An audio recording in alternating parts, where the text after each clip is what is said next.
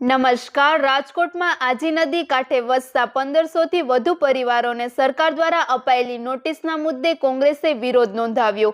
કોંગ્રેસના નેતા જિગ્નેશ મેવાણી સહિતના નેતાઓની આગેવાનીમાં કલેક્ટર કચેરીએ રજૂઆત કરવામાં આવી અને અસરગ્રસ્ત પરિવારોને ન્યાય આપવા તથા નોટિસ પર પુનર્વિચાર કરવાની માંગ કરવામાં આવી। વધુ સમાચાર માટે જોડાયેલા રહો આરપી ગુજરાત ન્યૂઝ રાજકોટ। આપણા દેશના બંધારણે દરેક નાગરિકને ગૌરવપૂર્વક જીવન જીવવાનો અને એના માથે છત હોય એ મૂળભૂત અધિકાર આપ્યો છે।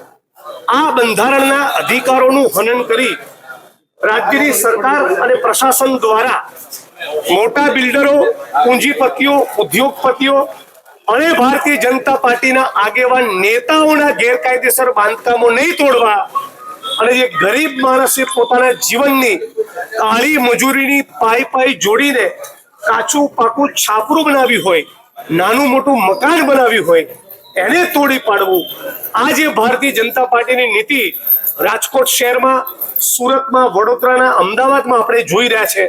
કોંગ્રેસ પાર્ટી એની વિરુદ્ધમાં છે।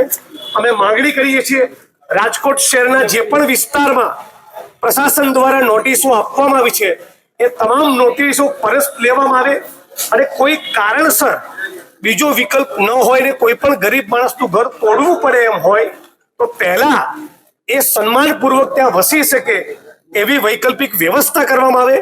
એ વૈકલ્પિક વ્યવસ્થામાં એમને શિફ્ટ કરવામાં આવે, એ પછી જ ગરીબ માણસનું મકાન તોડવું જોઈએ।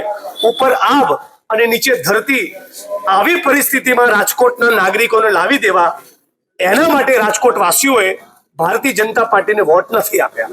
એટલે મેં કોંગ્રેસ પાર્ટી તરીકે માંગણી કરીએ છીએ, રાજકોટ કલેક્ટર સમક્ષ આજે રજૂઆત કરી છે, કોઈ પણ સંજોગોમાં ગરીબ માણસને એના આશિયાના, એના ઘર, એના મકાનથી બેદખલ કરવામાં આવે નહીં અને 1% કેસમાં પણ કોઈનું મકાન તોડવાનું થાય ભવિષ્યમાં તો યોગ્ય વૈકલ્પિક વ્યવસ્થા આપવામાં આવે અને ભારતીય જનતા પાર્ટીના નેતાઓના અને પૂંજીપતિઓના જે ગેરકાયદેસર સ્ટ્રક્ચરો છે પહેલા એને તોડવામાં આવે। ખાસ કરીને જિગ્નેશભાઈ, આપે વિરોધ પક્ષ તરીકે સારી મહત્વની ભૂમિકા ભજવો છો, પરંતુ ગઈકાલે જે સ્થાનિક વાસીઓ છે તેના દ્વારા એક પત્રકાર પરિષદ કરીને કહેવામાં આવ્યું હતું તમે કોઈ પક્ષ સાથે જોડાયા નથી અને અમે રેલીમાં જવાના નથી। કોઈ પણ ગરીબ માણસે રાજકીય પક્ષ સાથે જોડાવું, રાજકીય પક્ષના કાર્યક્રમમાં નહીં જોડાવું એ સંપૂર્ણ એમની સ્વતંત્રતા છે। એમણે તમને મીડિયા કર્મીઓનો બાઇટ આપવી કે નહીં આપવી એ પણ એમની સ્વતંત્રતા છે।